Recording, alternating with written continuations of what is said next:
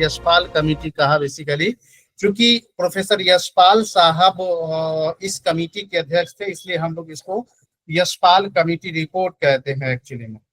Yashpal committee ने जो अपनी रिकमेंडेशन सबमिट करी, उसका जो रिपोर्ट का जो उन्होंने टाइटल बनाया, वो टाइटल था renovation and rejuvenation of higher education. That means उच्च शिक्षा में नवीनीकरण लाना और उच्च शिक्षा का जीर्णोद्धार करना बेसिकली। मतलब उच्च शिक्षा में क्रिएटिविटी लाना, इनोवेशन लाना, नए तकनीक लाना और फिर उसका जीर्णोद्धार करना, अर्थात नए तरीके से रिफॉर्म करना हायर एजुकेशन को। ये टाइटल था प्रोफेसर यशपाल कमेटी रिपोर्ट की। उन्होंने इस टाइटल से अपनी रिपोर्ट सबमिट करी। इज इट ओके जी? Is it okay? अरे भागना तो नहीं सुनने लगे आप लोग? बात समझ में आ रही है, सुनने आ रही है? Yes sir. जी हाँ। So basically committee on advice on renovation and rejuvenation of higher education, title याद रखिएगा, 12 टाइटल पूछा गया है, renovation and rejuvenation of higher education. So Yashpal committee report ने जो अपना टाइटल बनाया, वो बनाया रिनोवेशन, दैट मीन्स उच्च शिक्षा का नवीनीकरण करना, एंड रिजुनोवेशन दैट मीन्स जीर्णोद्धार करना, अर्थात नए तौर से, नए तौर पे हायर एजुकेशन को पेश करना बेसिकली। चूंकि जैसा कि अभी बात हुई कि जो यशपाल कमेटी रिपोर्ट है, प्रोफेसर यशपाल जो कि एक फिजिसिस्ट थे, अर्थात फिजिक्स के प्रोफेसर थे, उनकी अध्यक्षता में हायर एजुकेशन को एग्जामिन करने के लिए, रिफॉर्म करने के लिए बेसिकली क्या कहते हैं कि ये जो एजुकेशन व्यवस्था है वो आया था एक्चुअली में।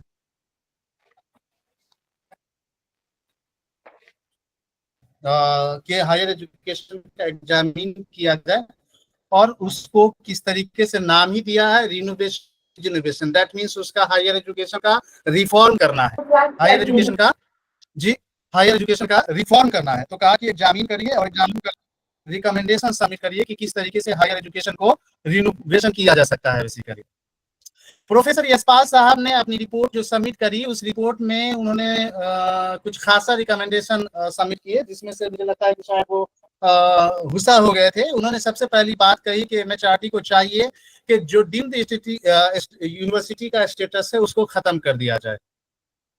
डीम्ड यूनिवर्सिटी के स्टेटस को, जी डीम्ड यूनिवर्सिटी के स्टेटस को खत्म कर दिया जाए, उसको एबंडन कर दिया जाए, अर्थात उसका दर्जा खत्म कर दिया जाए, या उसको फुल फ्लेज यूनिवर्सिटी में तब्दील किया जाए। अर्थात जिस तरीके से हमारी दीगर यूनिवर्सिटी चलती है, या तो उस यूनिवर्सिटी के तौर पे जो आई मीन डीम्ड यूनिवर्सिटी है उसको तब्दील कर दिया जाए, या नहीं तो डीम्ड यूनिवर्सिटी का दर्जा ही खत्म कर दिया जाए बेसिकली। क्यों? क्योंकि डीम्ड यूनिवर्सिटी को जिस पर्पस के साथ एस्टेब्लिश किया गया है, डीम्ड यूनिवर्सिटी अपनी उस पर्पस को फुलफिल नहीं कर पा रहा है, मकासद में कामयाब नहीं हो पा रहा है। क्योंकि डीम्ड यूनिवर्सिटी का एक क्राइटेरिया तो हायर एजुकेशन में आप देखेंगे कि डीम्ड यूनिवर्सिटी का क्राइटेरिया क्या है, लेकिन डीम्ड यूनिवर्सिटी की एक जो सबसे इंपॉर्टेंट क्राइटेरिया है वो ये है कि यूनिक कोर्सेज डिजाइन करता है, क्या कहते हैं कि डीम्ड यूनिवर्सिटी। और आजकल की जो डीम्ड यूनिवर्सिटी है वो यूनिक कोर्सेज डिजाइन नहीं कर पाती है, और पूरी तरीके से वो यूनिवर्सिटी के तौर पे काम भी नहीं कर पाती है, और हमें रिसोर्स देना पड़ता है। इसलिए या तो उसको डीम्ड यूनिवर्सिटी को के दर्जा को समाप्त कर दिया जाए, या फिर डीम्ड यूनिवर्सिटी को फुल फ्लेज यूनिवर्सिटी में कन्वर्ट कर दिया जाए या डील कर दिया जाए। हाँ भाई राजीव जी। सर डीम्ड यूनिवर्सिटी की बात हो रही तो मतलब क्या है कि डीम्ड यूनिवर्सिटी होने के लिए उसे नेक होना जरूरी है? देखिए, अब तो हर एक हायर एजुकेशन को नेक होना जरूरी है। अगर कोई हायर एजुकेशन इंस्टीट्यूशंस नेक से एग्रीगेटेड नहीं है, इट मींस चाहे वो डेब के जरिए से हो या यूजीसी को, दोनों में से कोई भी आपको किसी भी कोर्स को चलाने के लिए परमिशन नहीं देगा। तो अब हायर एजुकेशन का जैसा भी इंस्टीट्यूशंस हो उसको नेक से एग्रीगेटेड होना पड़ेगा, चाहे कॉलेज क्यों ना हो।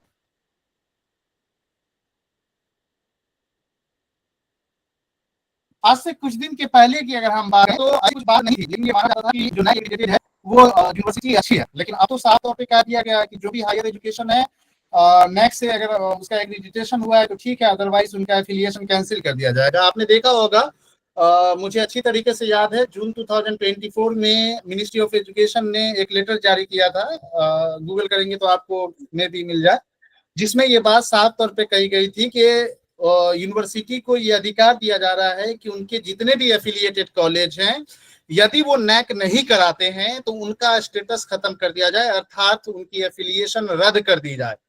और यूनिवर्सिटी को चाहिए कि यूनिवर्सिटी खुद भी एक्रीडेटेड हो और वो कॉलेज को गाइडेंस दे, उनको मोटिवेशन प्रोवाइड करे कि कॉलेज भी नैक एक्रीडेटेड हो सके। अनफॉर्चुनेट ये है कि कई जगह यूनिवर्सिटी नैक एक्रीडेटेड नहीं है, नाम पूछोगे तो नाम लेना शुरू कर देंगे हम। कई जगह नैक एक्रीडेटेड नहीं है, लेकिन वो यूनिवर्सिटी की बेवकूफी देखिए, उसकी मासूमियत देखिए कि वो चाहता है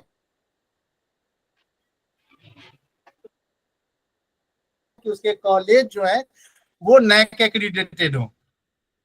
ओपन प्लेटफॉर्म है, मैं किसी कई यूनिवर्सिटी से जुड़ा हूँ और जुड़ा रहता हूँ, तो नाम लेना ठीक नहीं होगा। आप देख लीजिए गूगल करके कि आपके प्रदेश में, आई मीन आपके राज्य में कौन कौन ऐसी यूनिवर्सिटी है जो नैक एक्रीडेटेड नहीं है। तो मामला अभी बदल गया है राजीव, है ना, पहले का कॉन्टेक्स्ट कुछ और था, आपका कॉन्टेक्स्ट कुछ और है। ओके, ये बताइए कि आवाज हमारी बराबर मिल रही है जी? हाँ सर, क्लियर है, क्लियर है। ठीक है, क्लियर है सर। तो क्या मैं सेटिस्फैक्टरी जवाब दे पाया राजीव जी आपको? बिल्कुल बिल्कुल बिल्कुल सर, बिल्कुल सर। ओके। एक्चुअली जब हम सेट लगा रहे थे अपना ज्ञान एकेडमी में ही, तो वहाँ पे एक ऑप्शन आया हुआ था, इसलिए सर कंफ्यूजन था, तो मैं यहाँ पे क्लियर हुआ। Is it okay? Yes sir. चल ठीक है। सो नेक पे एक डिटेल्स लेक्चर हमने नेक पे लिया था, यूट्यूब पे अवेलेबल होगा वीडियो, ज्ञान एकेडमी द लर्निंग ऐप पे और लर्निंग प्लेटफॉर्म पे, और ये एप्स जो है अपना, उस एप्स पे भी अवेलेबल है वो वीडियो। सो रेफर करके नेक के बारे में आप विस्तृत जानकारी वहां पे ले सकते हैं, क्राइटेरियाज वगैरह अपडेट हुए हैं, तो वो क्राइटेरियाज वगैरह भी आप देख सकते हैं उसमें। बहरहाल एनसीटी 2028 के बाद किसी भी टीचर एजुकेशन इंस्टीट्यूशंस को एफिलिएशन नहीं देने जा रही है जब तक कि वो teacher education institutions I mean NAAC से एक्रीडिटेड नहीं होगा। नेक के ऊपर कुछ बोलना ठीक बात नहीं होगा। सो यशपाल कमेटी रिपोर्ट ने यह भी रिकमेंड किया कि जो डिजर्विंग डीम्ड यूनिवर्सिटी है उनको या तो फुल फ्लेज यूनिवर्सिटी में बदल दीजिए, या तो पूरी तरीके से जी, या तो पूरी तरीके से उसका दर्जा ही जी खत्म कर दीजिए। खत्म कर दीजिए। हाँ, the report said that a graduate record examination like test need to be evolved for the purpose of university education, है ना। कहा कि जो ग्रेजुएट रिकॉर्ड एग्जामिनेशन है वो कंडक्ट होना चाहिए और तमाम बच्चों का रिकॉर्ड रखा जाना चाहिए, इससे अर्ली आइडेंटिफिकेशन में मदद मिलता है बेसिकली। सो यूनिवर्सिटी एजुकेशन की पर्पस के लिए हम यूनिवर्सिटी एजुकेशन में इसलिए जा रहे हैं क्योंकि जो जिसके अंदर बेस्ट है वो उस एरिया में जाए, और वो तभी पता चल पाएगा जब हम ग्रेजुएट एग्जामिनेशन को रिकॉर्ड करेंगे, अर्थात तमाम तरीके की जो जानकारी है आपके संदर्भ में यदि हम इकट्ठा करके रखते हैं तो आपके बारे में हमें विस्तृत जानकारी हो पाएगी, और ऐसा करने से जो है कि बच्चों का सही समय पे, आई मीन जो हायर एजुकेशन के स्टूडेंट हैं उनका सही समय पे सही दिशा में मार्गदर्शन हो सकेगा, मार्ग प्रशस्त किया जा सकेगा। इसलिए ग्रेजुएट रिकॉर्ड एग्जामिनेशन का होना जी, ग्रेजुएट रिकॉर्ड एग्जामिनेशन का होना जी, ग्रेजुएट रिकॉर्ड एग्जामिनेशन का होना जरूरी है, जरूरी है। GRE that means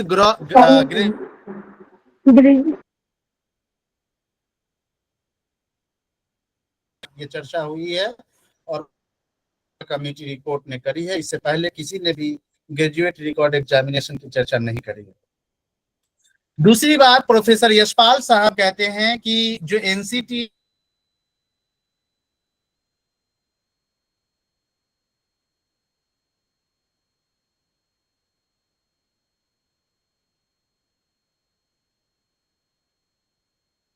commission for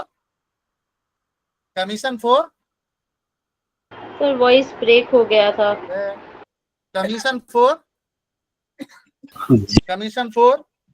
voice higher break हो गया था, एजुकेशन एंड जीआरई को फिर से बताइएगा। सर वॉइस जीआरई ब्रेक फिर हो से गया रिपीट था। कीजिए voice break.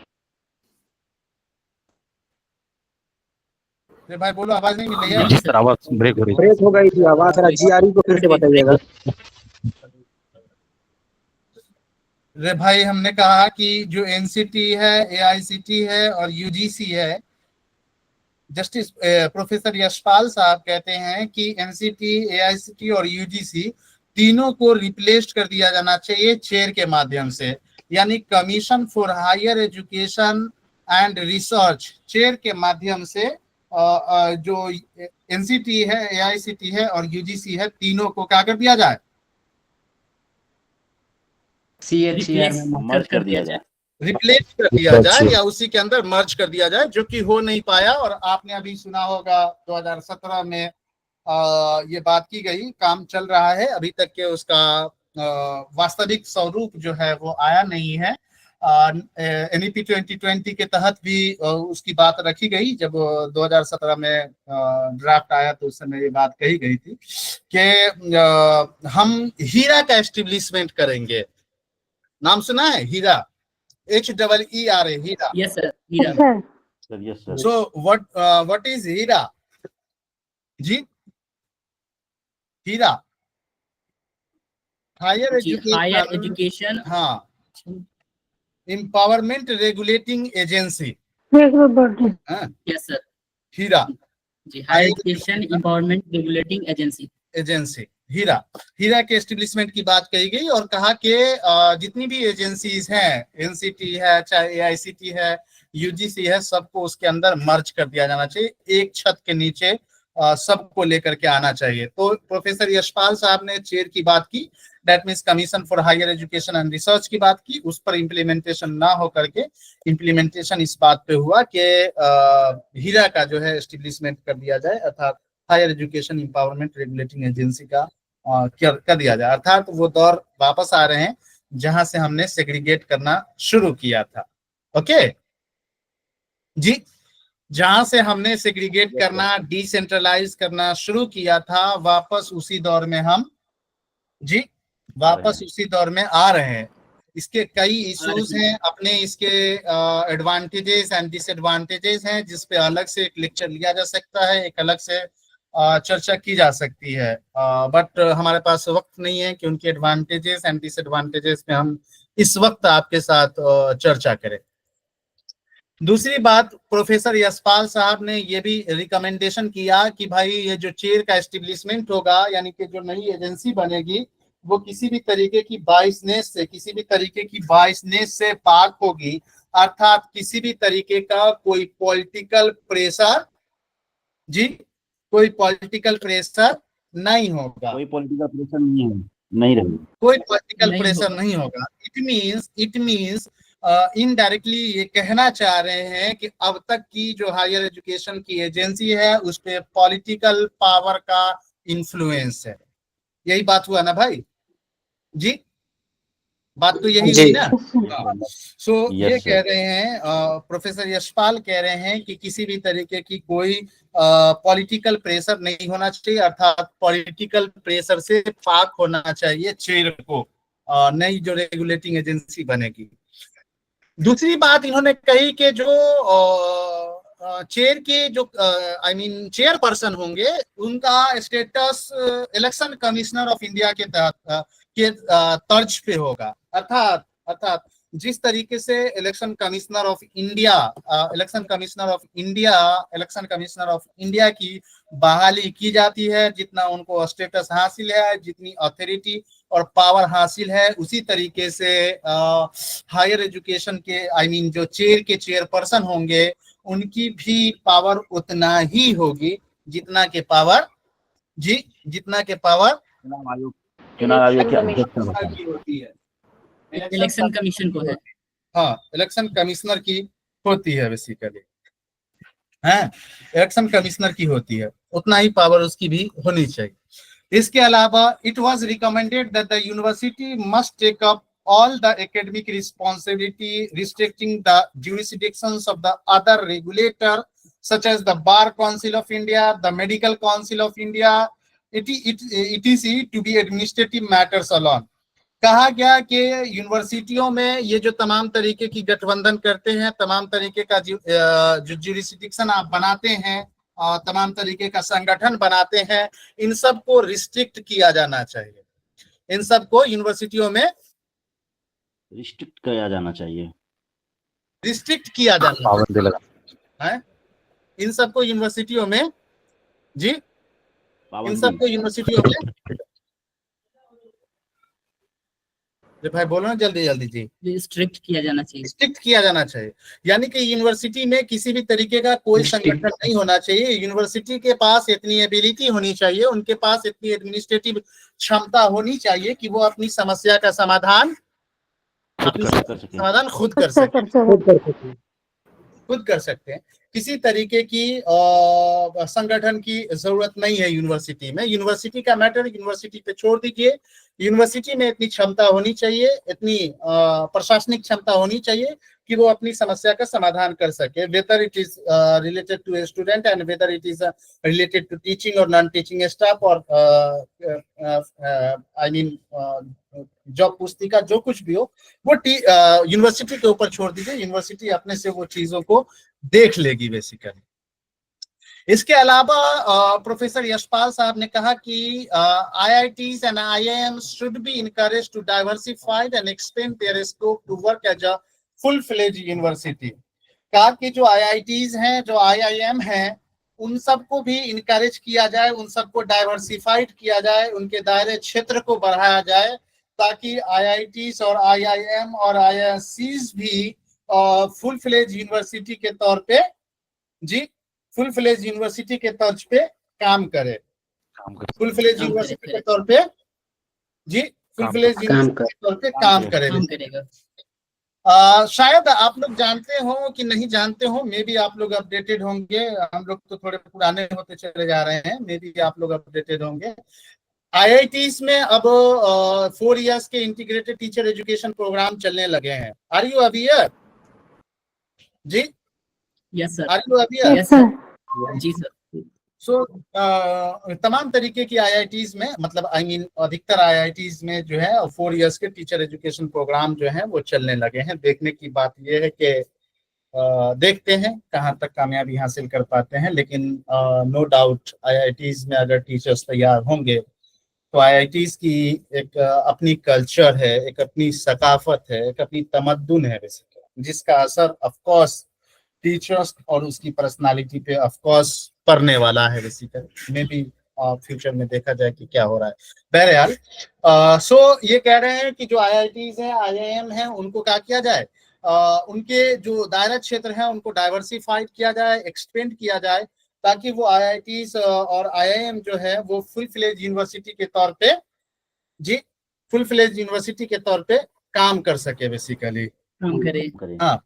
And the process of framing the curriculum and writing of textbooks should be decentralized and involve more teacher basically, more teacher basically। कहा कि करिकुलम जो तैयार करने, करिकुलम की फ्रेमिंग की बात है और टेक्स्ट बुक लिखने की जो बात है वो डिसेंट्रलाइज्ड मैनर्स में होना चाहिए और उसमें ज्यादा से ज्यादा टीचर्स को शामिल करना चाहिए, क्योंकि टीचर्स रियल क्लासरूम को झेलता है, रियल चैलेंजेस को झेलता है। Teacher knows the best psychology of their students. Are you agree with me or not? Are you? Yes, sir. Yes, sir. So ज्यादा से ज्यादा टीचर्स को जो है शामिल किया जाना चाहिए करिकुलम की फ्रेमवर्क में और टेक्स्ट बुक बनाने में बेसिकली। इसके अलावा डिसेंट्रलाइजेशन पे ध्यान देते हुए प्रोफेसर यशपाल साहब ने कहा कि गांव लेवल पे, गांव स्तर पे, प्रखंड स्तर पे और जिला स्तर पे एजुकेशनल कमिटी गठित की जानी चाहिए। यानी एजुकेशनल कमिटी जो है वो डिसेंट्रलाइज्ड मैनर्स में गठित किया जाना चाहिए जी। एजुकेशनल कमिटी डिसेंट्रलाइज्ड मैनर्स में गठित किया जाना चाहिए। ओके जी, जी सर। ताकि सही तरीके से चीजों का इम्प्लीमेंटेशन हो। जैसे कि हमने पहले भी प्रीवियस में भी हम लोग इस बात कर चुके हैं कि जितना डिसेंट्रलाइज करिएगा उतना सही तरीके से चीजों का इम्प्लीमेंटेशन हो पाएगा बेसिकली, हो सकेगा। हाँ। इसलिए प्रोफेसर यशपाल साहब कहते हैं कि विलेज लेवल पे, ब्लॉक लेवल पे और जिला स्तर पे एजुकेशनल कमिटीज या कमीशन बनाए जाने की आवश्यकता है, गठित किया जाना चाहिए बेसिकली। ओके जी। जी दूसरी बात बहुत अहम बात, उन्होंने कहा कि सीबीएसई का जो दायरा क्षेत्र होगा, सीबीएसई का जो अधिकार क्षेत्र होगा, वो केवल और केवल एवीएस, केबीएस और एनडीएस पे होगा। यानी केंद्रीय विद्यालय संस्थान जो है उन पर होंगे और जवाहर नवोदय विद्यालय संस्थान जो है उन पे सीबीएसई का अधिकार क्षेत्र होगा। बाकी जितने भी प्राइवेट स्कूल होंगे, अदर स्कूल जितने भी होंगे, उन सबको राज्य बोर्ड से अर्थात संबंधित राज्य बोर्ड से, स्टेट बोर्ड से एफिलिएटेड होना चाहिए। सीबीएसई को सिर्फ और सिर्फ सीबीएसई का जो दायरा क्षेत्र होगा वो सिर्फ और सिर्फ केबीएस होगा और सीबीएसई से एफिलिएटेड होगा वो एनडीएस होगा। बाकी तमाम जो होगा वो किसका दायरा क्षेत्र होगा? राज्य स्टेट गवर्नमेंट का। हाँ, बाकी को स्टेट गवर्नमेंट से, स्टेट बोर्ड से एफिलिएटेड होना चाहिए बेसिकली। इंटरव्यू तो सर अभी की जो करंट सिनारियो में जो सीबीएसई बोर्ड है, तो सीबीएसई बोर्ड से कोई भी पब्लिक स्कूल है, एनीबॉडी, एबीसी पब्लिक स्कूल है, वो ठीक है, सीबीएसई से भी एफिलिएटेड है, तो क्या उसे राज्य से एफिलिएटेड होना है? ऐसा कुछ अब रहा नहीं और इस बात पे मैं कमेंट नहीं करना चाहता। पहले तो सर राज्य से होगा पहले, उसके बाद जो सीबीएसई से एफिलिएशन के लिए उसको एक बड़ा सा बिल्डिंग चाहिए, एक बड़ा सा कैंपस चाहिए, जिसका रूल रेगुलेशन होता है सीबीएसई का, वो चाहिए। पहले उसको स्टेट लेवल पे लेना होगा पहले, तब वो जाकर बनेगा वो सीबीएसई। देखिए, मेरी जानकारी में ये है कि स्टेट लेवल से एफिलिएशन का होना जरूरी नहीं है, लेकिन ये सच बात है कि जब आप सीबीएसई में अप्लाई करेंगे उससे कबल सीबीएसई ने हैंडबुक दे रखा है, आपके लिए गाइडलाइन दे रखा है कि आपके पास क्या क्या स्ट्रक्चर होंगे, इंफ्रास्ट्रक्चर होंगे, तो आप अप्लाई कर सकते हैं। तो पहला नंबर तो इंफ्रास्ट्रक्चर डेवलप करिए, उसके बाद आप उसकी सीडी बना करके जब आप अप्लाई करेंगे तो उसकी सीडी मांगते हैं लोग। तो पहले वर्चुअल इंस्पेक्शन होता है, वर्चुअल इंस्पेक्शन के बाद फिर एक टीम गठित होती है बेसिकली, फिर वो टीम विजिट करती है आपकी जो इंस्टीट्यूशन है बेसिकली। अब जाहिर सी बात है कि जो सीबीएसई का प्रोसीजर्स है वो 1-2 साल का प्रोसीजर्स नहीं है कि आज अप्लाई किया और 5 दिन के बाद आप सीडी भेज दिए और देख करके अगले महीने में आ गया इंस्पेक्शन करने के लिए। आपको टाइम लगेगा, 5, 6, 7 साल, 8 साल का वक्त लग सकता है। अब जाहिर है कि कोई भी इतना इंफ्रास्ट्रक्चर लगा करके, कोई इतना इंफ्रास्ट्रक्चर खर्च करके इंतजार थोड़ी ना करेगा। तो बाकी में ये कोशिश करी जाती है कि चलिए जब तक के ये है कि भाई किसी भी बोर्ड से एफिलिएटेड हो जाए, स्टेट बोर्ड से ही एफिलिएटेड हो जाए, ताकि जो इंफ्रास्ट्रक्चर है उनका खर्च भी निकलता रहे और चूंकि एक एक्सपीरियंस भी हम काउंट करा सकते हैं, दिखा सकते हैं कि हमने ये बैच जो है वो चलाए हैं बेसिकली। तो इसलिए ये अच्छा होता है कि पहले आप स्टेट बोर्ड से रजिस्टर कराएं और फिर सीबीएसई लेवल पे जाएं तो ज्यादा बेहतर होगा। लेकिन ऐसी कोई मानदंड क्राइटेरिया नहीं है कि आपको पहले स्टेट बोर्ड से ही कराना होगा फिर आप सीबीएसई से कराएंगे। हाँ, लेकिन ये है कि अगर आप स्टेट बोर्ड से कराए होंगे फिर सीबीएसई को अप्लाई करेंगे तो ये आपके लिए आसान नहीं होगा। बाकी उसके प्रोसीजर्स हैं कि किस तरीके से आप एप्लीकेशन कर सकते हैं। प्लीज गूगल करिए, आपको मिल जाएगा क्राइटेरिया क्या होना चाहिए और क्या नहीं होना चाहिए। ओके। दूसरी बात की 1 to 5 तक का आप सीबीएसई स्कूल चला रहे हैं कि क्या चला रहे हैं, 1 to 5 तक के किसी भी तरीके की कोई रजिस्ट्रेशन की जरूरत नहीं है। 1 to 5 तक का आप स्कूल चला रहे हैं, कोई रजिस्ट्रेशन की जरूरत नहीं है। हाँ, लेकिन आप अपने जिला के अधिकारी को, जिला अधीक्षक को आई मीन जो एसपी हैं उनको जानकारी होनी चाहिए और तमाम तरीके का जो सेफ्टी मेजर्स है वो होना चाहिए। बाकी आप एडमिशन ले सकते हैं, चला सकते हैं 1 to 5 तक, कोई रजिस्ट्रेशन की जरूरत नहीं। हाँ, लेकिन उस स्कूल के जो बेनिफिशियरी हैं, फॉर एग्जांपल किसी का फादर रेलवे में है और बच्चे उस स्कूल में पढ़ रहे हैं, तो जो केंद्र सरकार है वो बच्चे को खर्च करती है पढ़ाई के ऊपर, तो आप ऐसे स्कूल में बच्चों को पढ़ाएंगे जो रजिस्टर नहीं है तो आपको खर्च नहीं मिलेगा। लेकिन ऐसा नहीं है कि वो सर्टिफिकेट इनवैलिड होगा, बच्चे का खर्च नहीं मिलेगा। तो अगर आप रजिस्टर होंगे तो मार्गदर्शन भी मिलेगा और फायदा भी मिलेगा। बहरहाल ये एक अलग इश्यूज है जिस पर एक अलग से लंबी चौड़ी बात और गुफ्तगू की जा सकती है बेसिकली। और मुझे भी उस चीज को देखे हुए आई थिंक तीन साल के आसपास हुआ, 2021 या 22 में हमने देखा था। उसके बाद से मैंने फिर उस प्रोसीजर्स को देखा नहीं। तो ये है बेसिकली। तो हम लोग क्या बात कर रहे थे भाई, कहाँ से बात बिगड़ी थी, कहाँ से बात छेड़ दिए थे हम लोग जी? वही सर, सीबीएसई की जो एप्लीकेशन होनी चाहिए केपीएस और एनपीएस को होना चाहिए, बाकी को स्टेट गवर्नमेंट स्टेट बोर्ड से एप्लीकेशन स्टेट गवर्नमेंट से होना चाहिए। ओके ओके, सो यहाँ तक के बात हुई। इसके अलावा इन्होंने कहा कि interview test and interviews for nursery admission should be done away with. Nursery दाखिले के लिए इंटरव्यू और इंटरव्यू को समाप्त किया जाना चाहिए। बच्चों को इंटरव्यू लेते हैं कई जगह, मैं नाम नहीं लेना चाहता,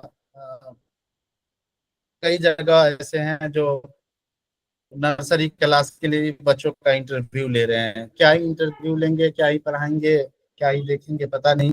तो बताते हैं कि ये कहते हैं कि जो एक्चुअली है वो बच्चे जो इसमें ये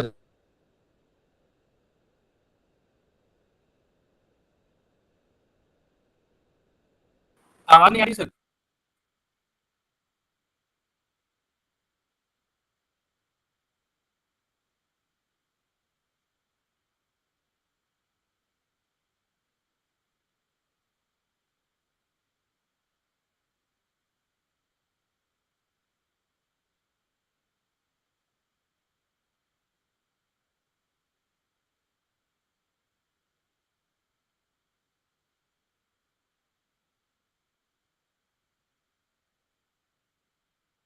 अरे नेटवर्क इशू नहीं है, आप लोग आंख बंद किए हुए थे, दिखाई नहीं देता इशारा भाई, हैं?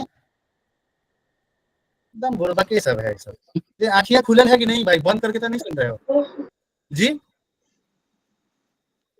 अरे भाई आंखियां खुलल है कि नहीं खुलल है? खुला हुआ है आपका जो खुला हुआ तो दिखाई नहीं दे रहा इशारा। माइक्रोफोन म्यूट बात कर रहे हैं सर। एकदम बोतले हो।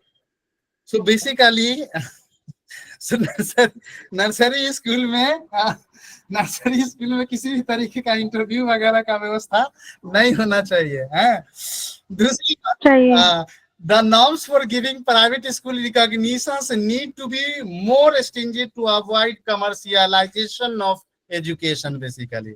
आज के डेट में आप देखिए, बार बार मैं कह रहा हूँ, खुले प्लेटफॉर्म पे जाना है वीडियोस को, इसलिए बहुत सारी चीजें कहने से बचता हूँ और रियलिटी आप सबके सामने है। ऐसा नहीं है कि आप आई मीन स्पून फीडिंग कर रहे हैं कि आपको बताया जाए, रियलिटी आपके सामने है किस तरीके से क्या रिकॉग्निशंस मिलना है और किस तरीके से मिलते हैं। इस मुद्दे पे हम कुछ कहना नहीं चाहते, लेकिन प्रोफेसर यशपाल कमेटी का कहना है कि भाई जो पॉलिसीज हैं उसको सख्त बनाए जाएं, जिससे कि शिक्षा का जो बाजारीकरण है उससे बचाया जा सके। जी, शिक्षा का जो बाजारीकरण है उससे बचाया जा सके। और यही तो कमर्शियलाइजेशन का कंसर्न आप देखें कि जस्टिस वर्मा कमेटी रिपोर्ट में भी था। Is it right or not जी? Is it right or not? इसके अलावा भी जो प्रोफेसर यशपाल साहब हैं, हालांकि ये हायर एजुकेशन की कमेटी है, हायर एजुकेशन को लेकर के कमेटी गठित की गई थी, लेकिन इसके बावजूद भी उन्होंने स्कूल एजुकेशन पे अपने ख्यालात का इजहार किया, विचार प्रस्तुत किया और उसने कहा कि भाई क्या कहते हैं कि स्कूलों में भारी बैग ले जाने की और बहुत सारे किताबों ले जाने के लिए बाध्यता नहीं होनी चाहिए। जैसा कि हम लोग कहीं पे बात कर चुके कि स्कूलों में आप शेल्फ वगैरह की व्यवस्था करा दीजिए ताकि बच्चे जो सप्लीमेंट्री बुक हैं वो स्कूल में ही छोड़ के जाएं। जो जरूरी चीज है, जो जरूरी किताब है, जो जरूरी होमवर्क है, सिर्फ उन चीजों को लेकर के बच्चे घर जाए और घर से स्कूल आए, बाकी की तमाम किताबें स्कूल में ही, जी छोड़ दो। बाकी की तमाम चीजें स्कूल में छोड़ देना चाहिए। हाँ स्कूल प्रीमिसेस में ही रख लेना चाहिए बेसिकली, है ना, ताकि बच्चों को बोझ न महसूस हो basically. Primary school children should not be given any homework. Are you getting?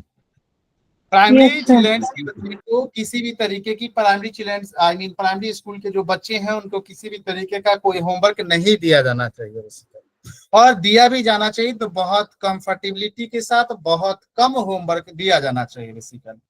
वैसे भी एक अच्छी कहावत है कि एक टोकरी भूसा खाने से अच्छा है कि एक मुट्ठी काजू खा लिया जाए। आई मीन इतना सारा होमवर्क देने से बच्चों का बोझ बढ़ाने के बजाय अगर हम उसको थोड़ा बहुत क्वालिटेटिव वर्क दे दें तो ज्यादा बेहतर होगा। इसलिए बोझ ना बढ़ाएं बच्चों का, पॉसिबल हो तो क्लास वर्क दीजिए और क्लास में ही काम करवा लीजिए, बाकी बच्चों को फ्री छोड़ दीजिए। और अगर होमवर्क देने की जरूरत पड़ रही है तो बहुत कम मात्रा में होमवर्क दिया जाना चाहिए और क्वालिटेटिव होमवर्क दिया जाना चाहिए। ऐसे होमवर्क दिया जाना चाहिए जिसमें बच्चे के माँ पिता दादा दादी शामिल हो सके और सब लोग उसमें शामिल हो सके, बच्चा अकेला बोझ न महसूस करे और अकेला जो है आई मीन अकेला जो है वो आई मीन होमवर्क बनाने के लिए वो अकेला जिम्मेदार ना हो बेसिकली। माँ बाप का इन्वॉल्वमेंट होगा, दादा दादी का इन्वॉल्वमेंट होगा तो इंटरेस्ट भी बढ़ेंगे और बच्चा जो है कि सबके साथ बैठ करके बनाएगा टास्क तो इंटरेस्ट बढ़ेंगे और मन लगेगा बेसिकली, इसलिए होना चाहिए। देखिए मुझे दूसरों से कोई गिला नहीं है, दूसरों से कोई शिकवा नहीं है, क्योंकि कोई डॉक्टर हमारे बच्चों को होमवर्क देने के लिए नहीं आता, कोई इंजीनियर हमारे बच्चों को होमवर्क देने के लिए नहीं आता। हम टीचर्स की जमात, हम टीचर्स की क्लासेस, हम अपने बच्चों को होमवर्क देते हैं, इसलिए हमें शिकवा सिर्फ और सिर्फ खुद से है, अपने से है, आपसे है, किसी से शिकवा करने का कोई मतलब ही नहीं बनता। दूसरी बात एक बार हम ऐसा ही फॉलो कर रहे थे सर कि क्लास वर्क ही करवा लेते, होमवर्क बहुत कम देते थे। तो हमारे यहाँ डीपीओ साहब आए तो बच्चे सबका चेक किए तो क्लास वर्क है, बोला होमवर्क क्यों नहीं है? सर होमवर्क बच्चे कम देते हैं क्योंकि बच्चा पढ़ता नहीं है, सरकारी स्कूल का बच्चा तो घर में पढ़ता ही नहीं है, तो क्लास में ही कंप्लीट करते। तो हमको कहे नहीं, क्लास वर्क तो दीजिए जो दीजिए लेकिन होमवर्क होना जरूरी है। हाँ ठीक है, कह नहीं कि सर हम ही छोड़ देते हैं, आप ही लोग पढ़ाइए। सर ये भी होता है कि जो पेरेंट्स होते हैं वो बोलते हैं कि बच्चे घर पे बिजी ऐसे रहते हैं, बिजी करने के लिए होमवर्क दिया जाए, पेरेंट्स भी बोलते हैं। अरे भाई तो हम पेरेंट के हिसाब से चलेंगे जी। प्राइवेट स्कूल में तो ठीक है ये चीज, गवर्नमेंट नहीं स्कूल देते में तो अच्छे टीचर्स नहीं है। कहीं भी कुछ भी हो, देखिए सिंपल बात है कि हम अपना जिम्मेदारी खुद तय करें, सामने वाला क्या कह रहा है उससे हमें कोई फर्क नहीं पड़ना चाहिए, और सामने वाले को ज्यादा फर्क पड़ रहा है अपने बच्चे को खुद पढ़ा ले। माँ बाप अपने फ्री होने के लिए टीचर्स पे बोझ डाल देता है, टीचर्स बेचारा जो है कि पढ़ा लिखा रहा है, अरे टीचर्स थोड़ी ना पैदा किया भाई, पैदा किए हो तुम, जिम्मेदारी तुम लो, हम काला की जिम्मेदारी लें भैया जी। क्लास में पढ़ा दिए, बात खत्म है। तो आप कह रहे हैं कि घरों का दे दीजिए कि अम्मी को वो फादर्स को परेशान ना करे, हम ठेका लिए हुए हैं तो बच्चा के जी। आप अपनी अपनी जिम्मेदारी तय करिए भाई। डीपीओ बनने के लिए मिनिमम क्वालिफिकेशन बीएड तो है नहीं उसमें, जो कि ये बात की समझ आएगी वहां पे। किसमें? डीपीओ एग्जैक्टली अभी जो बीईओ एईडीओ का वैकेंसी है उसमें भी तो वही चीज फॉलो हो रहा है।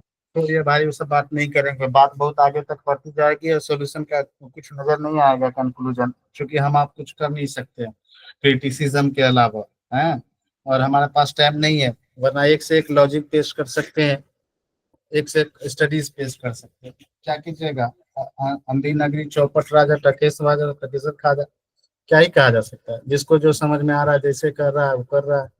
मजे की बात यह है कि एक तो इससे ज्यादा शर्मिंदगी की बात क्या होगी कि एक टोला से बका करके एक टीचर्स को ऑब्जर्व कर रहा है, इससे शर्मिंदगी की बात और क्या होगी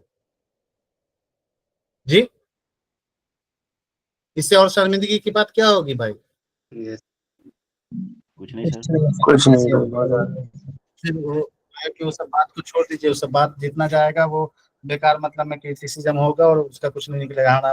हमारा मटेरियल बहुत डिस्कस करना है अभी। बहरहाल तो ये बात थी कि भाई प्राइमरी स्कूल के बच्चे को किसी तरीके का होमवर्क ना दिया जाए और पीपल टीचर रेशियो जो है वो कितने रखे जाएं। पीपल टीचर रेशियो जो है जी 1:30 1:30 रखे जाए। पीपल टीचर रेशियो 1:30 रखे जाए, बेसिकली 1:30 रखे जाए। इसी के साथ सब यूनिट ए जो है वो आपका कंप्लीट हुआ। अच्छा ये बताइए कि टेस्ट का आप लोगों को मैसेज मिला है? हाँ सर मिल गया जी जी सर। कब ओपन हो रहा है? Yes sir. कब ओपन हो रहा है? सर 22 को सर। 22 को ओपन हो रहा है। 22 को ओपन। अच्छा ठीक है, मतलब 2 दिन में हम लोग को सब यूनिट बी का कंप्लीशन करना है, यही बात ना जी? Yes sir. 22 को मॉर्निंग में 10 बजे तक है सर इन टाइम। अच्छे सॉरी 23 को। देखो 23 को है। उल्टा बोला करो यार। सो दूसरा जो सब यूनिट है वो है educational policy and national development है। एजुकेशनल पॉलिसी जो शैक्षिक नीति है और जो राष्ट्रीय विकास है एक दूसरे से कैसे जुड़े हुए हैं, एक दूसरे से कैसे संबंधित है, इस मुद्दे पे हमें चर्चा करना है। फिर बात करनी है डिटर्मिनेंट्स ऑफ एजुकेशनल पॉलिसी, कौन कौन से ऐसे तत्व हैं जो एजुकेशनल पॉलिसी को डिटरमाइन करते हैं, कौन कौन से ऐसे पॉलिसी हैं जो educational I mean educational policy को डिटरमिनेंट करते हैं, अर्थात निर्धारित करते हैं। फिर बात करनी है process of policy formulation, policy formulation, policy बनाने का तरीका क्या है, क्या प्रक्रिया है बेसिकली। इसके बाद बात करनी है analysis of the existing situation, हालात हाजरा का तजिया करना है, अर्थात वर्तमान परिस्थिति का विश्लेषण करना है। इसके बाद फिर बात करनी है कि जब आप विश्लेषण करते हैं वर्तमान परिस्थिति का तो पॉलिसी का ऑप्शन कैसे जनरेट होता है, इस मुद्दे पे बात करना है। फिर पॉलिसी ऑप्शन जो जनरेट हुआ है उसका इवैल्यूएशन कैसे होगा, फिर पॉलिसी बनाने का डिसीजन कैसे लिया जाएगा, फिर पॉलिसी के प्लानिंग इम्प्लीमेंटेशन की प्लानिंग कैसे की जाएगी, फिर उस पॉलिसी का इम्पैक्ट कैसे असेसमेंट किया जाएगा और इम्पैक्ट के फलस्वरूप फिर से कैसे स्ट्रेटजीज तय किए जाएंगे, यानी सब्सिक्वेंट पॉलिसीज कैसे तय किए जाएंगे। इस मुद्दे पे भी आपको जी इस मुद्दे पे भी आपको बात करनी है बेसिकली। सो कुल मिलाकर के जो ये सब यूनिट बी है, बंद करो ना जी। सो ये जो सब यूनिट बी है आपका बहुत कॉम्प्रिहेंसिव है और बहुत मतलब असरसन रीजन वाला सवाल यहाँ से उठेगा एक्चुअली में। देखिए अगर पॉलिसी की बात की जाए कि पॉलिसी क्या है, तो पॉलिसी आप सब जानते हैं कि पॉलिसी जो है वो प्रिंसिपल का, उसूल का, सिद्धांत का, नियम का एक क्या कहते हैं संगठन है, एक कलेक्शन है बेसिकली, जिसका जो हमारी डिसीजन को गाइड करता है या हमें फैसला लेने में मदद करता है या कोई भी प्रोग्राम को चलाने में हमारी मदद करता है। फॉर एग्जाम्पल हायर एजुकेशन कैसे चलेगा, ग्रेजुएशन का क्या ड्यूरेशन होगा, टीचर एजुकेशन में बीएड का क्या ड्यूरेशन होगा, एमएड का क्या ड्यूरेशन होगा, ये बात कैसे पता चलेगी, हमें कैसे पता चलेगी? पॉलिसी से पता चलेगी। इसका मतलब ये है कि पॉलिसी एक डिलिबरेट सिस्टम है, एक जानबूझ के बनाई गई सिस्टम है, एक प्रणाली है जो हमारी निर्णय को गाइडेंस देता है, मार्गदर्शन प्रोवाइड करता है, जिसको हम फॉलो करते हैं। पॉलिसी एक तरीके का गाइडलाइन है, एक तरीके का फ्रेमवर्क है, एक तरीके का नीति निर्देशन है, एक तरीके का गाइडलाइन है, एक तरीके की प्लानिंग है, एक तरीके का अप्रोच है, एक तरीके की स्ट्रेटजीज है जो हमें बताता है कि फर्दर हमारा एक्शन कैसे होगा और फर्दर हमारे प्लानिंग का तरीका जी हमारी प्लानिंग का तरीका क्या होगा बेसिकली, क्या होगा। सो पॉलिसी जो है एक तरीके का स्टेटमेंट है, एक तरीके का कथन है जिसका इम्प्लीमेंटेशन एक प्रक्रिया के तौर पे किया जाता है या किया जाना चाहिए। अगर नहीं करेंगे तो सिस्टम से बाहर हो जाएंगे। तो पॉलिसी का इम्प्लीमेंटेशन एक प्रोसीजर्स के तौर पे, प्रक्रिया के तौर पे या तो किया जाता है या तो फॉलो करना पड़ता है या तो किया जाना चाहिए। अगर नहीं करेंगे तो सिस्टम से नहीं करेंगे तो सिस्टम से बाहर हो जाएंगे बेसिकली, बाहर हो जाएंगे। हाँ वक्त के हिसाब से बदलना चाहिए। आपको करना पड़ेगा बेसिकली। सो पॉलिसी एक तरीके का अप्रोच है, एक तरीके का गाइडलाइन है, एक तरीके का फ्रेमवर्क है, एक तरीके का अप्रोच है जो हमें बताता है कि किस तरीके से हम डिसीजन लें और अच्छे आउटकम को हम अचीव करें। दूसरी तरीके से अगर कहें तो पॉलिसी एक तरीके का कथन है, एक तरीके का स्टेटमेंट है जिसको या तो इम्प्लीमेंट किया जाता है प्रोसीजर्स के तौर पे, प्रक्रिया के तौर पे, या इम्प्लीमेंट किया जाना चाहिए बेसिकली। या तो इम्प्लीमेंट किया जाता है या तो इम्प्लीमेंट किया जाना चाहिए। हाँ, policies are generally adopted by a governance body within an organisation. किसी भी ऑर्गेनाइजेशन में, किसी भी संगठन में आप जाइए, कोई भी संगठन बिना पॉलिसी के नहीं चलता है, चाहे वो बिजनेस संगठन हो, व्यवसायिक संगठन हो, शैक्षिक संगठन हो, किसी भी तरीके की गैर सरकारी संस्थान हो, किसी भी तरीके की कंपनी हो, किसी भी तरीके का फैक्ट्री हो, हर जगह पे पॉलिसी हर जगह पे पॉलिसीज है बेसिकली। बिना पॉलिसी के कोई भी ऑर्गेनाइजेशन रन नहीं कर सकता है। Am I right or not जी?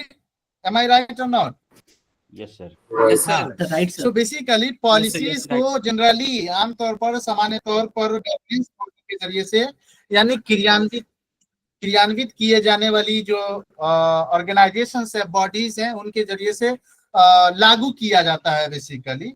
और हमने बताया कि जिस तरीके की भी संगठन हो, जिस तरीके का भी ऑर्गेनाइजेशन हो, उसमें कोई ना कोई पॉलिसी होगा जिसको इम्प्लीमेंट करना पड़ेगा। विदाउट पॉलिसी कोई संस्थान नहीं चल सकते। सो एजुकेशनल पॉलिसी जो है वो सर्वोपरि है। किसी भी एजुकेशनल इंस्टीट्यूशंस में जाइए, नियम के विरुद्ध कोई भी आदमी काम नहीं कर सकता है। नियम के विरुद्ध कोई भी आदमी काम नहीं कर सकता है बेसिकली जी। नियम के विरुद्ध कोई भी आदमी काम नहीं कर सकता है। फॉर एग्जाम्पल, इस बार की कहानी है कि जो इन सर्विस है उनको एनओसी ले करके आनी है, तब उनको एडमिशन मिलेगा। एनओसी नहीं लाएंगे आपको एडमिशन नहीं मिलेगा।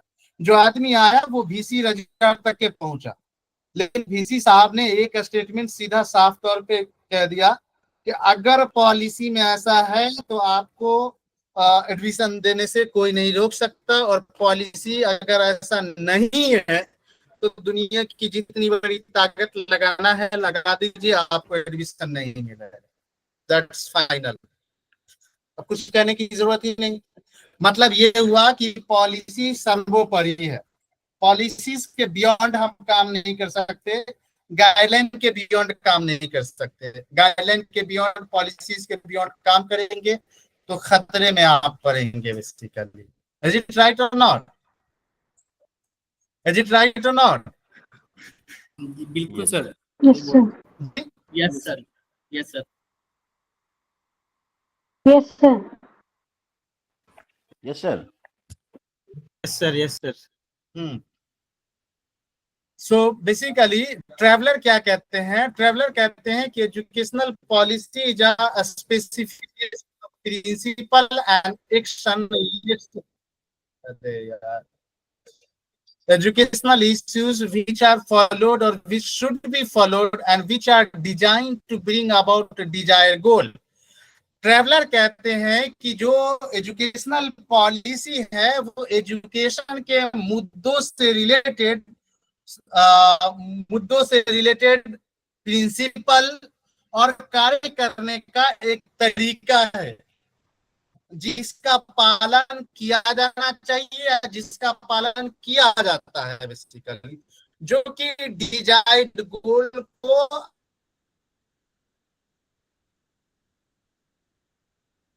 अचीव करने में मदद करता है। अर्थात जो अपेक्षित उद्देश्य है, जो मतवक्का मकासिद है, उसकी हौसलाअफजाई में मदद करता है। इसका मतलब ये हुआ कि ट्रैवलर के अकॉर्डिंग अगर हम देखें तो एजुकेशनल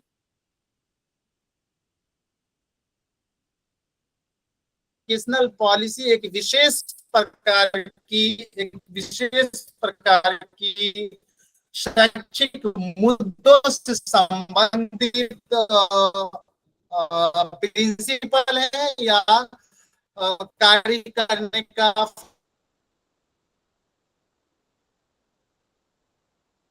फंक्शंस करने का दिशा निर्देश है, जिसका पालन या तो किया जाता है या तो किया जाना चाहिए, जो कि एक्सपेक्टेड गोल को अचीव करने में जो कि एक्सपेक्टेड गोल को अचीव करने में मदद करता है। Am I right or not? Ji, am I right or not? अरे भाई बोलो ना, am I right or not? Yes sir, yes. Actually क्या है ना कि आज वॉइस आपका ब्रेक हो रही है, आ रही है, ब्रेक हो रही है, आ रही है, बड़ी प्रॉब्लम है आज। कट कर आ रही है, कुछ ज्यादा ही नेटवर्क डिस्टर्ब कर रहा है क्या? रुक कर आ रही है सर। यस आदमी का नेटवर्क सही है सर,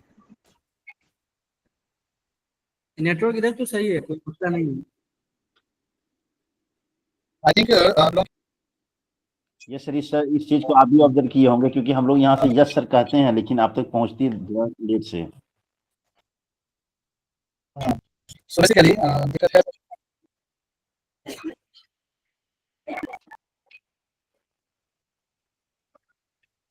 सर मेरे पास तो आवाज क्लियर आ रहा है एकदम, कोई मसला नहीं है सर। शायद उन लोगों का नेटवर्क इशू, शायद यहाँ तो क्लियर है सर आवाज।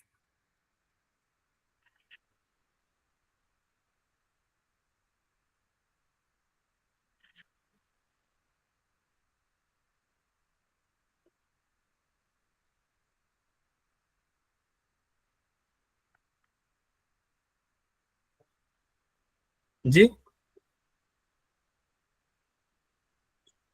Yes yes sir.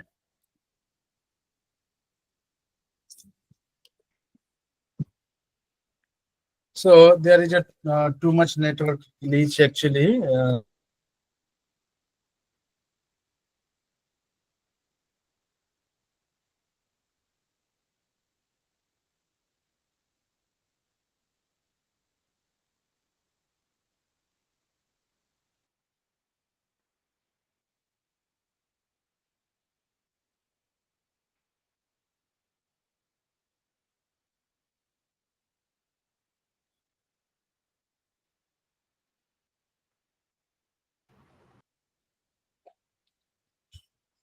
हेलो जी सर।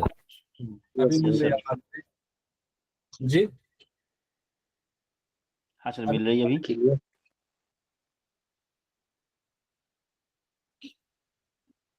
हेलो हाँ सर, जी सर, आ रही है आवाज। आवाज आ रही है। बहुत यार यहाँ थोड़ा नेटवर्क ये है, एक्चुअली वेदर खराब है शायद, इसलिए इतना लगता है नेटवर्क परेशान कर रहा है।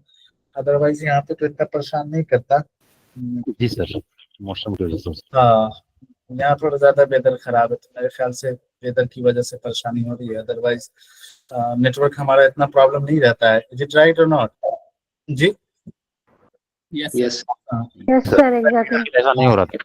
हाँ, बहरहाल मैं ये कह रहा हूँ कि ट्रैवलर कह रहे हैं, ट्रैवलर का ये कहना है कि जो एजुकेशनल पॉलिसी है वो एजुकेशन के मुद्दों से रिलेटेड और काम करने के तरीकों से रिलेटेड एक तरीके की प्लानिंग है, एक तरीके का डॉक्यूमेंट है, एक तरीके का गाइडलाइन है या फ्रेमवर्क है, जिसका इम्प्लीमेंटेशन या तो किया जाता है या तो जिसका इम्प्लीमेंटेशन किया जाना चाहिए basically. Am I right or not?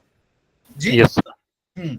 और इसका उद्देश्य है कि जो अपेक्षित गोल है, जो अपेक्षित उद्देश्य हैं और डिजायर्ड ऑब्जेक्टिव्स हैं, उसको अचीव किया जाए, उसको प्राप्त किया जाए basically. So policy is a set of principle और रूल्स और गाइडलाइंस और standard to guide decision and achieve rational outcome by an organisation. So जो पॉलिसी है प्रिंसिपल का या नियमों का या कानून का या दिशा निर्देश का एक तरीके का कलेक्शन है, एक तरीके का समूह है, एक तरीके का ग्रुप है, जो किसी संगठन में किसी एम्प्लॉय के लिए, किसी वर्कर्स के लिए, किसी ऑर्गेनाइजेशंस के लिए निर्णय लेने में मदद करता है और जो रेशनल आउटकम है, जो रेशनल ऑब्जेक्टिव्स है, उसको अचीव करने में मदद करता है बेसिकली। सो पॉलिसी बनाने में हम लोग पहले पॉलिसी डिजाइन करते हैं, अर्थात इनपुट देते हैं, फिर उस पर डिसीजन मेकिंग होता है और फिर उसके परिणाम स्वरूप आउटपुट मिलता है बेसिकली, है ना। सो पॉलिसी मेकिंग में 3 कंपोनेंट्स है, input, decision making and output. Output. अब देखिए एजुकेशन और जो पॉलिसीज हैं उनके बीच का संबंध जो है इसको इनकार नहीं किया जा सकता है। आपने देखा कहाँ आप गुरुकुल में थे, वैदिक पीरियड में थे, बुद्धिस्ट में थे, इस्लामिक पीरियड में थे, और फिर आज हैं आप उसी तरीके से आप ब्रिटिश दौर में थे। तो जैसे जैसे हमारे यहाँ एजुकेशनल पॉलिसी आती गई, जिस तरीके से पॉलिसीज आती गई, उस तरीके का सिस्टम बदलता गया और एजुकेशन का स्ट्रक्चर संरचना बदलती गई। Is it right or not जी? यस सर, यस तो सर। एजुकेशन और पॉलिसी में जो रिलेशन है, इस बात की चर्चा करना ही एक्चुअली में मुझे लगता है कि बहुत कमजोर बात है, क्योंकि एजुकेशन पॉलिसीज और एजुकेशन के बीच में डायरेक्ट रिलेशनशिप है एक्चुअली में। क्योंकि एजुकेशन सिस्टम कैसे चलेगा, एजुकेशनल प्रणाली कैसे चलेगी, कोई कैसे एलिजिबल होगा, कोई डिग्री अवार्ड किया जाएगा किसी को, ये पॉलिसी बताती है। बिना पॉलिसी सिस्टम ही नहीं हो सकता। Is it right or not जी? Yes sir. Yes sir. और बिना पॉलिसीज के इफेक्टिव एजुकेशन सिस्टम नहीं हो सकता। एजुकेशन सिस्टम में आप इंप्रूवमेंट लाना चाहते हैं तो पॉलिसी लाते हैं, कमीशन लाते हैं।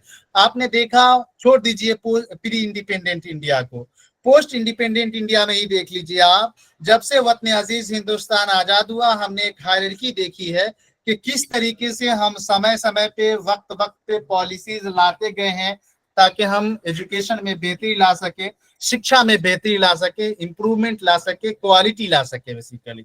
सो पॉलिसीज और एजुकेशन के बीच में एक्चुअली में डायरेक्ट रिलेशनशिप है। इस बात की बात ही नहीं करना ठीक नहीं है कि रिलेशन है कि नहीं है बेसिकली। दूसरा, for the development of a nation और society the formulation of good educational policies is essential. आप देखिए, हमने आपको बताया था नेशनल नॉलेज कमीशन में जब डॉक्टर मनमोहन सिंह ने कहा कि वक्त आ गया है इंस्टीट्यूशनल बिल्डिंग की सेकेंड वेव जो है कि वो सेकेंड वेव लाई जाए और रिसर्च, इनोवेशन, क्रिएटिविटी के लिए संस्थानों को क्या कहते हैं प्रमोट किया जाए। वही हमने देखा एनईपी 1986 के अंदर स्टेटमेंट दिया गया कि भारत की शिक्षा व्यवस्था चौराहे पे खड़ी है, न तो ये अभी वर्तमान जरूरत को पूरा कर पा रही है और न तो 21st सेंचुरी के जनरेशन को पूरा कर पाएगी बेसिकली। इसलिए नीड है कि भाई एक ऐसी पॉलिसीज लाई जाए जो 21st सेंचुरी के मुताबिक लर्नर्स को तैयार कर सके, सोसाइटी की जो 21st सेंचुरी नीड है उसका फुलफिल कर सके। Am I right or not जी? Am I right or not? आपने ये तमाम पॉलिसीज देख चुके हैं, मैं कहाँ से बोल रहा हूँ ये सब आपको प्रीवियस क्लासेस में हो चुका है बेसिकली। सो और आप जानते हैं कि कोई भी सोसाइटी उस देश के शिक्षा पर निर्भर करता है कि उस देश की शिक्षा व्यवस्था कैसी है, और कोई भी देश सोसाइटी पर निर्भर करता है। अर्थात सोसाइटी इंडिविजुअल से बनता है, अर्थात इंडिविजुअल अच्छा होगा तो सोसाइटी अच्छा होगा, सोसाइटी अच्छे होंगे तो राज्य अच्छा होगा, राज्य अच्छा बनेगा तो केंद्र अच्छा बनेगा, अर्थात देश अच्छा बनेगा बेसिकली। और इन सब के लिए एक इफेक्टिव पॉलिसी की जरूरत है। इफेक्टिव पॉलिसी आएगी तभी इन चीजों का सही तरीके से इम्प्लीमेंटेशन हो सकेगा और हम अपनी मकसद में कामयाब हो पाएंगे। दूसरी चीज, किसी भी नेशन की प्रोग्रेस जो है, किसी भी राष्ट्र की प्रगति जो है, उस देश की शिक्षा पे डिपेंड करता है, उस देश की शिक्षा व्यवस्था पे डिपेंड करता है। दूसरी तरफ ये भी बात कही जाती है, जैसा कि हमने आपसे कोठारी कमीशन में ये बात कही थी आपसे, कि किसी भी राष्ट्र की प्रोग्रेस का अंदाजा लगाना हो तो आप ये देखिए कि वहां के नागरिक को शिक्षा के किस तरीके के अधिकार दिए गए हैं बेसिकली।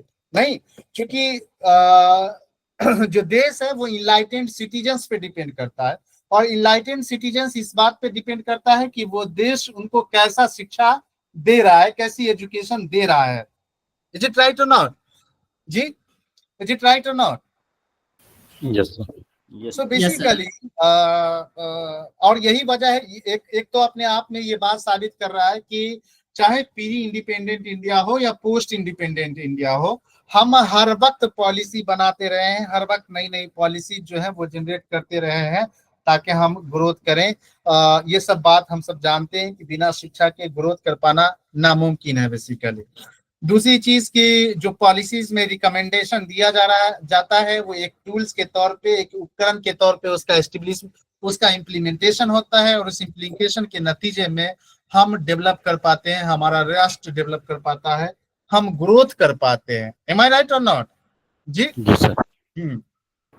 देखिए, Yes, sir. एजुकेशनल पॉलिसी की जो भूमिका है, जो रोल है, उन चीजों को आप समझने की कोशिश करिए तो आप समझेंगे कि आपको जो करिकुलम फ्रेमवर्क देता है, यानी एजुकेशन का जो फ्रेमवर्क है, वो आपको कौन देता है? पॉलिसीज ही देता है। नेशनल एजुकेशन पॉलिसी 2020 आया, नेशनल एजुकेशन 2020 जैसा फ्रेमवर्क देती है, उसके हिसाब से national curriculum framework for school education 2023 बना है, national curriculum framework for foundational stage 2022 बना है, और उसी तरीके से तमाम स्टेट बना रही है, और उसी तरीके से हायर एजुकेशन के भी बन रहे हैं, उसी तरीके से टीचर एजुकेशन के भी बन रहे हैं बेसिकली। तो एजुकेशन का फ्रेमवर्क क्या हो, ये पॉलिसीज डिसाइड करता है, पॉलिसीज बताता है। Is it right or not जी? Yes sir. जी सर। इसके अलावा पॉलिसीज ही बताता है कि टीचिंग लर्निंग की प्रोसेस कैसे होगी, किस तरीके की टीचिंग लर्निंग की प्रोसेस चलेगी, टीचिंग लर्निंग एंड पेडागोजी का तरीका क्या होगा, ये आपको पॉलिसीज ही बताता है। पॉलिसीज ही बताएगा टेक्नोलॉजी, सिस्टम एंड प्रैक्टिसेस। आपने देखा है NEP 1986 को, जैसा कि हमने बात करी थी, कि उन्होंने पहली बार टेक्नोलॉजी के लिए बात करी, और उसके बाद फिर ICT एट स्कूल जैसा प्रोग्राम आया। आपने देखा राष्ट्रीय माध्यमिक शिक्षा अभियान में ICT का खासा कंसर्न दिया गया, फिर रूसा के अंदर ICT का खासा कंसर्न दिया गया। यानी कि पॉलिसीज आती गई और उस हिसाब से हमारे अंदर इम्प्लीमेंटेशन होता गया बेसिकली। सो पॉलिसीज ही ये तमाम तरीके का गाइडलाइन और दिशा निर्देश आपको देता है basically. Economics goal and social outcome, safety and security, ये तमाम चीजें हम पॉलिसीज के माध्यम से ही हासिल कर पाते हैं। जो आर्थिक उद्देश्य है हमारे, जो जॉब हम चाहते हैं, जो GDP को कंट्रीब्यूट करना चाहते हैं हम, जो सोसाइटी में हम प्रोग्रेस चाहते हैं, जो सेफ्टी और सिक्योरिटी चाहते हैं, जो तमाम तरीके की नीड है, वो तमाम शिक्षा के माध्यम से ही हम फुलफिल करते हैं। यानी शिक्षा एक उपकरण के तौर पे काम कर रही है, और शिक्षा बिना पॉलिसी के नहीं चल सकता। पॉलिसीज होगा तो शिक्षा होगी, अर्थात पॉलिसी नहीं होंगे तो शिक्षा नहीं होंगे। इट मीन्स पॉलिसी और शिक्षा दोनों एक ही चक्का की धुरी हैं, दोनों एक साथ चलते रहते हैं। जिस तरीके से पॉलिसीज आती है, पॉलिसीज में चेंजेस आते हैं, उसी तरीके से हमारी शिक्षा व्यवस्था भी जी, इस तरीके से हमारी शिक्षा व्यवस्था भी चलती रहती है। इज इट ओके जी? Yes sir. सो नेक्स्ट कल बात करेंगे क्या कहते हैं कि लिंकेज बिटवीन एजुकेशनल पॉलिसी।